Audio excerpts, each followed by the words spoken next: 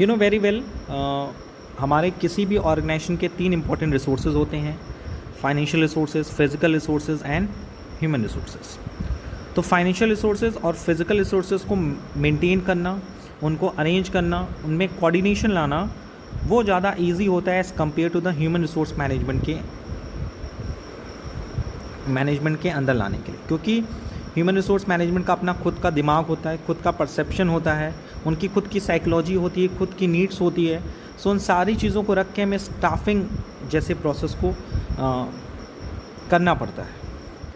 You know very well, जब organisation छोटा होता है तो वो सिर्फ स्टाफिंग डिपार्टमेंट, स्टाफिंग फंक्शन से ही वो सिर्फ अपने सारे ह्यूमन रिसोर्स को मैनेज कर लेती है। बट अगर ऑर्गेनाइजेशन बड़ा होता है तो वहाँ पे इन सारे स्टाफ्स के लिए अलग से डिपार्टमेंट बनाना पड़ता है, that is human resource department, and this department perform the various activity related to their staffs.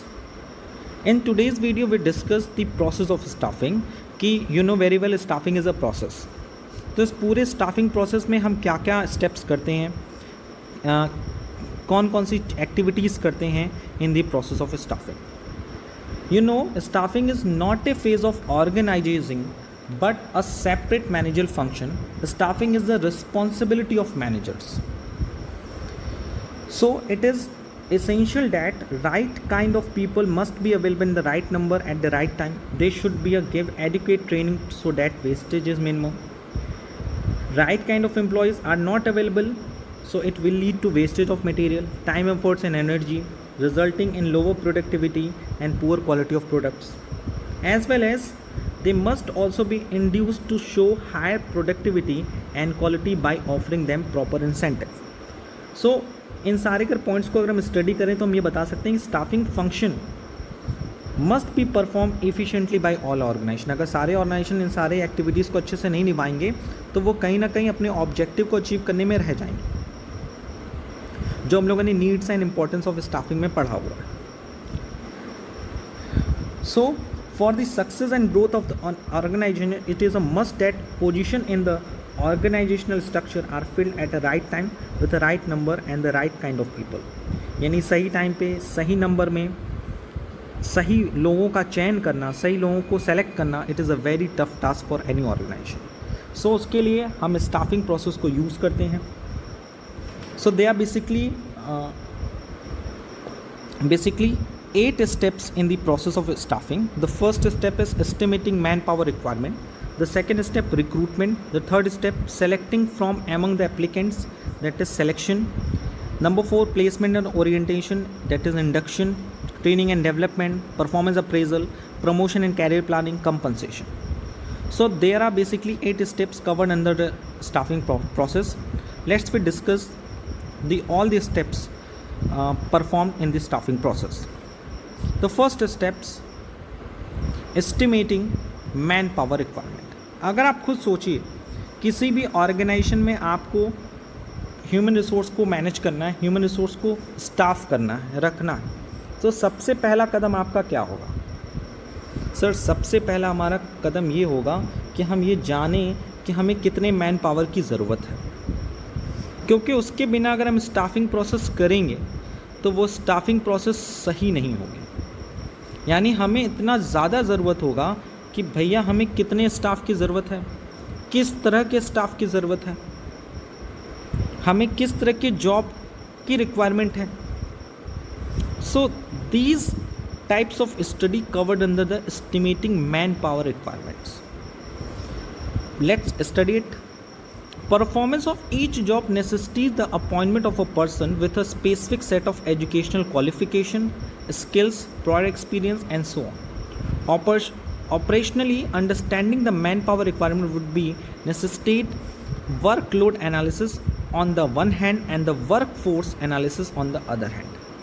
आपने तराजू देखा है, तराजू बराबर होता है तभी इक्वलिटी की भावना आती है। सो स्टाफिंग प्रोसेस को स्टार्ट करने से पहले हमें तराजू को नाप लेना चाहिए। कहोगे तराजू क्या? तराजू की 2 साइड होंगे। एक साइड में हम रखेंगे वर्कलोड एनालिसिस, यानी कितना काम है हमारे पास। वर्कफोर्स एनालिसिस दूसरी साइड में रखेंगे और पता करेंगे कि कितना हमारे पास वर्कफोर्स अवेलेबल है। जैसे हमारे पास काम करने को 10 एक्टिविटीज़ हैं, हमारे घर में झाड़ू करना है, पोछा करना है, बर्तन मांजना है, गार्डन सही करना है, खाना बनाना है, बच्चों को पढ़ाना है, बुजुर्गों की सेवा करने के लिए मुझे लोग चाहिए। 7 हुए। चलिए मान लीजिए 7 लोगों की ज़रूरत, 7 वर्क्स हैं मेनली, और मेरे पास सिर्फ 2 लोग आते हैं काम करने के लिए, और बार बार कहते हैं मालिक बहुत काम है, पैसा भी उतना ही नहीं मिलता, टाइम भी ज़्यादा लग जाता है, तो हम क्या करेंगे? यहाँ वर्कलोड ज़्यादा है as compare to the workforce. काम है 7, करने वाले हैं 2, बड़ी नाइंसाफ़ी की। सो सबसे पहले हमें ये करना पड़ेगा कि अपने मैन पावर रिक्वायरमेंट को एस्टिमेट करना पड़ेगा with the help of workload analysis and workforce analysis. Workload analysis enables an assessment of the number and types of human resource necessary for the performance of various jobs and accomplishment of organizational objective. The workload analysis can be used to prepare a specific job description and desirable profile of people required to fulfill the responsibility. यानी in the workload analysis हम लोग क्या करते हैं, अपने organisational objective को achieve करने के लिए जो जॉब्स हैं उनको आइडेंटिफाई करते हैं और उस जॉब से रिलेटेड जॉब डिस्क्रिप्शन तैयार करते हैं और डिज़ायरेबल प्रोफाइल तैयार करते हैं कि वो जॉब के अंदर क्या क्या करना होगा और उस जॉब के लिए किस तरह के लोगों की ज़रूरत है। Now the second part, work force analysis. Workforce analysis estimate the number and type of human resource available. It would help the staffing personnel to find out if the organization is overstaffed, understaffed, or optimally staffed. In case of overstaffing, some of the existing employees may be removed or transferred, or understaffing may be required appointment of new people. Thus, the workforce analysis enables the personnel manager to ensure that the organization is optimally staffed. Planning for human resource requirement is also concerned with the formulation of relevant policies, strategy and programs for meeting such requirement in the efficient manners. Workload ये बताता था कि हमारे पास अपने objective को achieve करने के लिए कितने जॉब्स हैं, उन जॉब का क्या डिस्क्रिप्शन है, जॉब में क्या क्या करना होता है, और जॉब के लिए सुटेबल बंदा कौन है, कौन बंदा जिसके पास कैसा नॉलेज हो, कैसा एक्सपीरियंस हो, कैसे स्किल हो, वही बंदा उस काम को कर सकता है। ये हमने पता किया। With the help of workforce analysis हम पता करते हैं number and type of human resource available, यानी कितने लोग हमारे पास हैं। जैसे मैंने कहा ना, मेरे यहाँ 7 काम करना है लेकिन आदमी है 2, तो वर्कलोड ज़्यादा रहेगा ना लोगों के पास, वर्कफोर्स कम है। सो इसका मतलब हमारे यहाँ जो एम्प्लॉयज़ है वो अंडर स्टाफ्ड हैं। सो अंडर स्टाफ की सिचुएशन में क्या करना पड़ेगा सर? अंडर स्टाफ के केस में आपको और से ज़्यादा लोगों को स्टाफ करना पड़ेगा। वहीं दूसरी तरफ अगर मान लीजिए काम है 7 और मैंने नौकर रखे हैं 14, सर बहुत ज़्यादा है। इतने लोग को सैलरी दे दोगे, प्रॉफिट भी कम होता होगा, आपको एक्सपेंस ज़्यादा होता होगा। सो एज वेल मैं बताऊं, जब ह्यूमन रिसोर्स मैनेजमेंट में लोगों के पास काम नहीं होता ना, यानी वो रिक्रूट है, काम कर रहे हैं, उनको जॉब मिली है, बट वो ज़्यादा लोग जब किसी काम को करने लगते हैं ना, तो वो काम अच्छे ढंग से नहीं होता। जैसे मैं कह दूं कि एक कमरे में 2 लोगों को मिलके काम करना है, 2 लोगों को मिलके झाड़ू लगाना है, तो वो झाड़ू कम लगाएंगे, बात ज़्यादा करेंगे, तो वहाँ पे हम रिसोर्स का ऑप्टिमम यूटिलाइजेशन नहीं कर पाएंगे। हम एक्सप्लॉयटेशन करने की बात भी नहीं कर रहे हैं कि 1 बीघा ज़मीन लेकर हम उनसे झाड़ू लगवा रहे हैं। We are talking about the work. So the workforce analysis ये बताता है कि हमारे पास कितने ह्यूमन रिसोर्स अवेलेबल है, और ये सिचुएशन ये बताती है कि हमारे यहाँ जो ऑर्गेनाइजेशन में स्टाफिंग की स्टेटस क्या है, हमारे यहाँ ओवर स्टाफ्ड हैं, अंडर स्टाफ्ड हैं कि ऑप्टिमली स्टाफ्ड हैं। सो अगर ओवर स्टाफ्ड हैं तो हमें लोगों को निकालना होगा, ट्रांसफ़र करना पड़ेगा। कम लोग हैं तो ज़्यादा से ज़्यादा एम्प्लॉयज़ को रखना पड़ेगा, और ऑप्टिमली स्टाफ्ड हैं तो बढ़िया है भैया, जितना काम है उतने ही लोग हैं। 7 काम था, 7 पर्सन अवेलेबल हैं, सो बढ़िया है। तो हर ऑर्गेनाइजेशन चाहेगा ना कि उसके पास स्टाफ जो है ऑप्टिमली हो, मीन्स बैलेंस्ड हो, जितना वर्क हो उतने ही हमारे पास स्टाफ अवेलेबल हो, लेकिन ये पॉसिबल नहीं हो पाता। सो उसी के लिए स्टाफिंग प्रोसेस, उसी के लिए HRD डिपार्टमेंट वर्क करता है। So the second steps of staffing is recruitment. After determining the requirement of staff, the next step is recruitment. Recruitment is the process of searching for and securing applicant for the various job position which arise from time to time in the organization. For the purpose, organizations locate the source and availability of prospective candidate and publicize the specific personal needs so as to inform and induce to people to apply the job position. There are mostly two sources for the recruitment of employee, that is internal sources and external sources. इस पर हम लोग बाद में discuss करेंगे internal क्या होता है, एक्सटर्नल क्या होता है. मैं सिंपली बात बता दूं, रिक्रूटमेंट का मतलब क्या होता है ना, अपने ऑर्गेनाइजेशन में नीड पहले हमने देखा कि कितने मैन पावर की ज़रूरत है. काम है 7, काम करने वाले 2, मुझे 5 लोगों की और ज़रूरत है. तो उसके लिए मैं लोगों तक इन्फॉर्मेशन पहुंचाऊंगा तब तो लोग मेरे यहाँ जॉब मांगने आएंगे. तो उसके लिए हम लोग क्या करेंगे, for this purpose the organisation is to locate the source and availability of prospective candidate. इसके लिए ऑर्गेनाइजेशन क्या करेगा, अवेलेबिलिटी देखेगा कितने कैंडिडेट हमारे पास अवेलेबल हैं. और कैंडिडेट 2 तरह से उसको मिलते हैं, इंटरनल एक्सटर्नल. इंटरनल मतलब हो सकता है उसके बिजनेस में ही कुछ कैंडिडेट ऐसे हों जो ओवर टाइम करना चाहते हैं, या किसी दूसरे जगह पे कुछ बंदे ऐसे होंगे जो उस काम को करना चाहते हैं, वहाँ पे उनके पास ज़्यादा काम नहीं है बट उनको यहाँ बुला सकते हैं. सो इंटरनल सोर्स से होता है ट्रांसफ़र एंड प्रमोशन के थ्रू. एंड एक्सटर्नल सोर्स क्या होता है कि हम बाहर पब्लिक में लोगों तक ये इन्फॉर्मेशन पहुँचाएँ कि मुझे 5 वर्कर्स की ज़रूरत है. सो इंटरनली सोर्स जो बिजनेसमैन अपने ही बिजनेस से उसको फिल करता है, एंड एक्सटर्नल सोर्स वो सोर्स होते हैं जो पब्लिक से बिजनेसमैन अपने सोर्सेज को अरेंज करता है. सो what is the meaning of recruitment. Recruitment means locate the sources and availability and induce the people to apply the position. ये पूरी लाइन आपको हेल्प करेगी to understand the meaning of recruitment. Recruitment means locate the resources and availability of prospective candidate and publicize the specific personal needs so as to inform the induce the people to apply for the job position. The next step, अब हमारे पास लोग available हो गए. There after भी हम क्या करेंगे, thereafter the third step is selection. Selection from among the applicants. Selection is the process of choosing the most suitable candidate from the applicant for the various jobs. यानी पहले हमने क्या किया, compare किया कि मेरे पास कितने जॉब्स हैं और उस जॉब को करने वाले कितने लोग. अगर हमारा डिपार्टमेंट, हमारी कंपनी, हमारा फॉर्म अंडर स्टाफ्ड है तो उसके लिए मैंने क्या किया, रिक्रूटमेंट में क्या किया, मैंने लोगों तक इन्फॉर्मेशन सर्कुलेट की कि मेरे यहाँ जॉब पोजीशन खाली है, आइए अप्लाई करिए जॉब के लिए. There are basically 2 sources. जब फर्म या कंपनी अपने ही अदर डिपार्टमेंट से, अदर ब्रांचेस से स्टाफ ऑर्गेनाइज कर लेता है, स्टाफ रख लेता है, उसे हम लोग इंटरनल सोर्स कहते हैं. Just like a placement through transfer and promotion. And external source क्या होता है, जब कोई कंपनी एंड फर्म लोगों तक इन्फॉर्मेशन पहुंचाती है कि मेरे यहाँ जॉब खाली है in the public through the रोजगार.com के थ्रू, पेपर में एडवर्टाइजमेंट देकर कि भैया आइए हमारे यहाँ जॉब खाली है, इंटरव्यू दीजिए. तो उसके बाद वो क्या करते हैं, selecting from the among the applicants. जितने एप्लीकेंट्स, चाहे वो इंटरनल सोर्स से हों चाहे वो एक्सटर्नल सोर्स से हों, जितने भी बंदे हमारे पास आते हैं जॉब अप्लाई करने के लिए, अब उसमें से हम लोग सेलेक्ट करते हैं. सेलेक्ट का मतलब क्या होता है, selection is the process of choosing the most suitable candidate from the applicant for the various job. यानी जितने बंदे लोग जॉब्स के लिए अप्लाई करते हैं उसमें से हम जो सुटेबल कैंडिडेट होता है उसको सेलेक्ट करते हैं. It follows recruitment. Much information has to obtain, analyse and evaluate from the prospective candidate to facilitate the selection process. The information regulates the qualification, work experience, age, level of skill, other accomplishment, family background, aptitude and interest, physical, medical and so on. You know very well.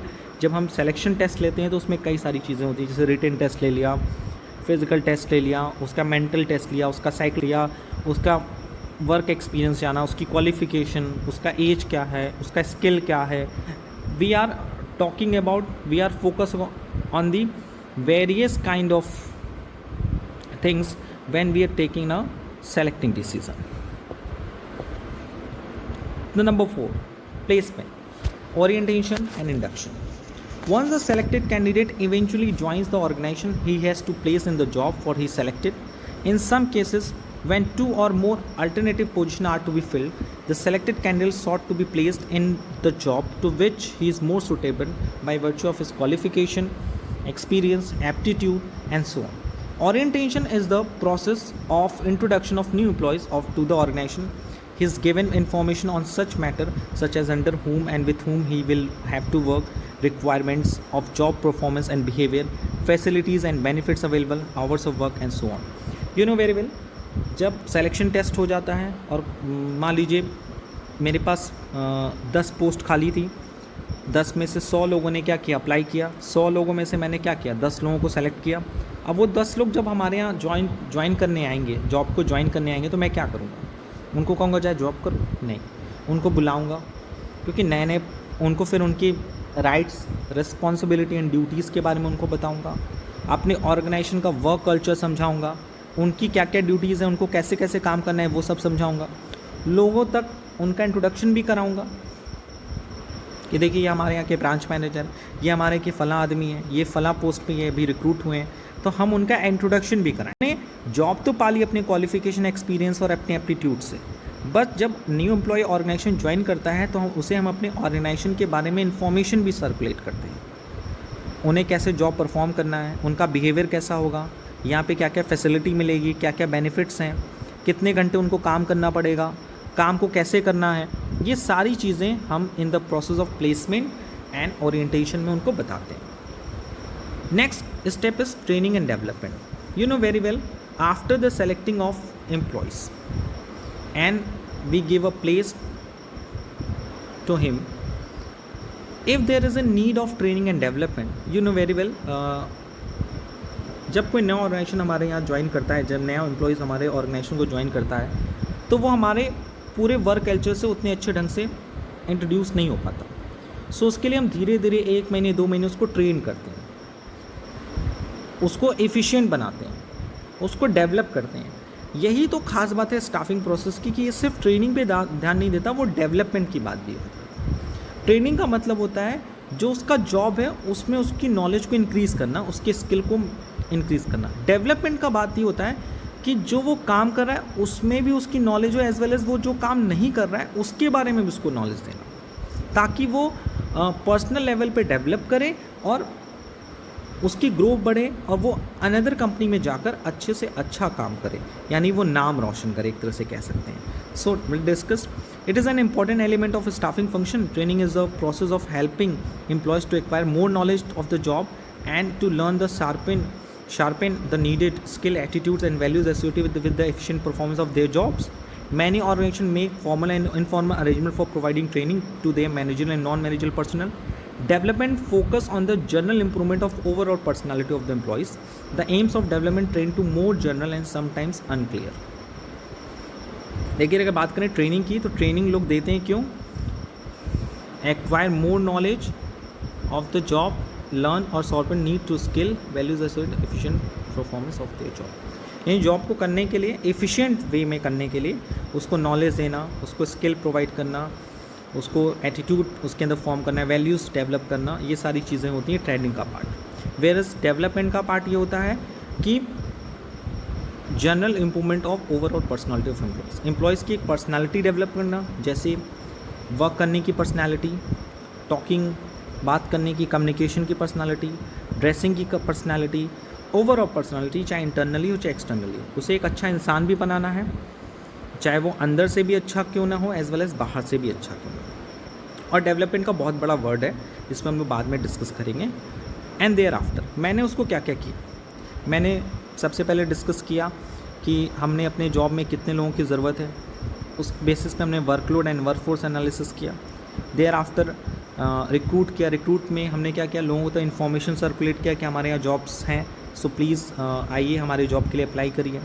उसके बाद जितने लोग apply किए उनमें से उनके selection test लिया, written test लिया, उनके प्रैक्टिकल टेस्ट लिया, उनका इंटरव्यू लिया, उनका मेडिकल टेस्ट लिया, एप्टीट्यूड एंड एटीट्यूड का चेकिंग किया, साइकोलॉजी टेस्ट किया, एंड देयर आफ्टर उनको ड्यूटी ज्वाइन कराया, प्लेसमेंट कराया, अपने ऑर्गेनाइजेशन से इंट्रोड्यूस कराया, और काम को वो और अच्छे ढंग से कर पाएँ और इजी वे में कर पाएँ, उसके लिए उनको basically skill, attitude and values generate कराए। That is a part of training and development. अब काम होता है ऑर्गेनाइजेशन का, वो होता है performance appraisal. After the training and development phases मैंने उनको सब कुछ प्रोवाइड कर दिया एम्प्लॉयज़ को। सो what is the meaning of performance appraisal? This refers to checking on the performance of employee. It is then similar to the maintenance of a record about the performance of a school student and a periodical reporting to the parents, guardian of the pupils. In a business also, it is very essential that there is a record of performance of employees so that they can know the weak areas of performance and strive to improve them. The employees can decide the necessary action against those who do not comply with the standard of the organization.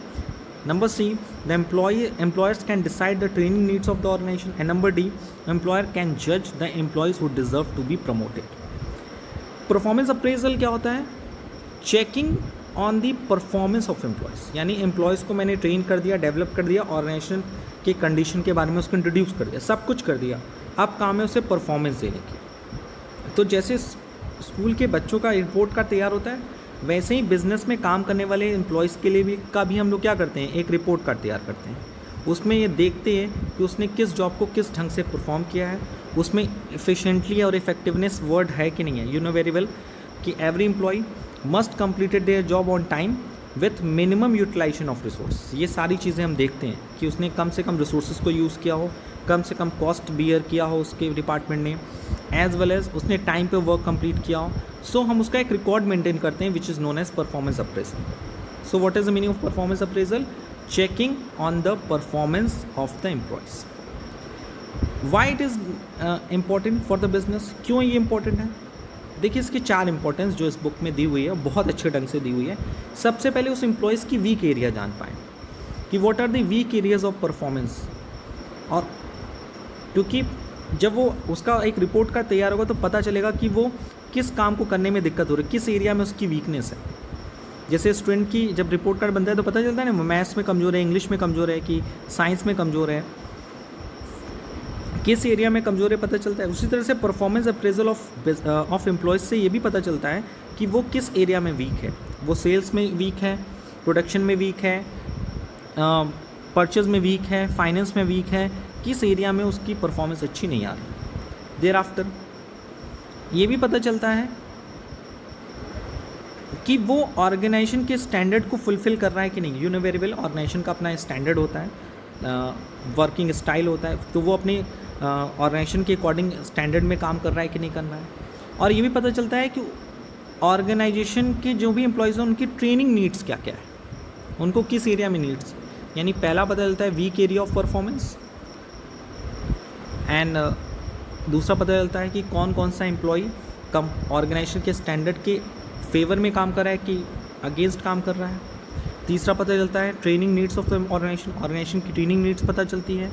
As well as employer can जज the employee who deserve to be promoted, and after the completing the whole performance appraisal after a specific period, एक specific period के बाद हम उसकी जब job profile maintain करेंगे तो हमें एकदम क्लियरली पता चलेगा कि किस एम्प्लॉय को प्रमोट करने की ज़रूरत है और किस एम्प्लॉयज़ को डिमोट करने की ज़रूरत है, किस एम्प्लॉय को ट्रेनिंग की ज़रूरत है। कोई एक एम्प्लॉय होगा जिसको सब कुछ दे दिया लेकिन काम ही नहीं कर रहा है, तो भैया निकाल दो उसको। कुछ होगा जिसको कुछ काम करने में दिक्कत आ रही है, तो भैया उसको ट्रेन करो, डेवलप करो। और कुछ एम्प्लॉय होगा जो हर एरिया में काम अच्छे से कर रहा है, तो उसको प्रमोट करो। So let's move to the second steps, that is a promotion and career planning. Promotion means moving an employee to a higher job position since he working efficiently and his appraisal report is excellent.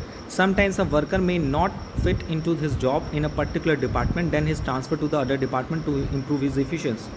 Also, some employees fail to improve their performance and result in wastage of resources, so they are demoted. Thus, career planning includes promotion, transfer, demotion of personnel based on their performance appraisal. यानी जब performance appraisal होता है तो हमें पता चलता है कि कौन एम्प्लॉइज़ काम अच्छे से कर रहा है, कौन एम्प्लॉइज़ काम अच्छे से नहीं कर रहा है, या कौन एम्प्लॉय प्रॉपरली उसे कुछ काम को करने में दिक्कत आ रही है। तो उससे हमें पता चलता है कि किस बंदे को प्रमोट करना है, किस बंदे को ट्रांसफ़र करना है, किस बंदे को डिमोट करना है, किस बंदे को निकाल के भेज देना है बाहर। मैं ये बिजनेसमैन की लैंग्वेज में बोल रहा हूँ। So what is the meaning of promotion? Promotion means moving an employee to an higher job position. As well as इस स्टेप में हम लोग कैरियर प्लानिंग में भी देखते हैं कि मान लीजिए कोई एक बंदा है जैसे बार बार एक ही काम को करने में दिक्कत आ रही है और हम उसके लिए प्रॉपर उसको ट्रेन भी कर रहे हैं, तो भैया इसके लिए उसको ट्रांसफ़र कर दो, उसे किसी दूसरे डिपार्टमेंट में दे दो। प्रमोशन किसको देना है?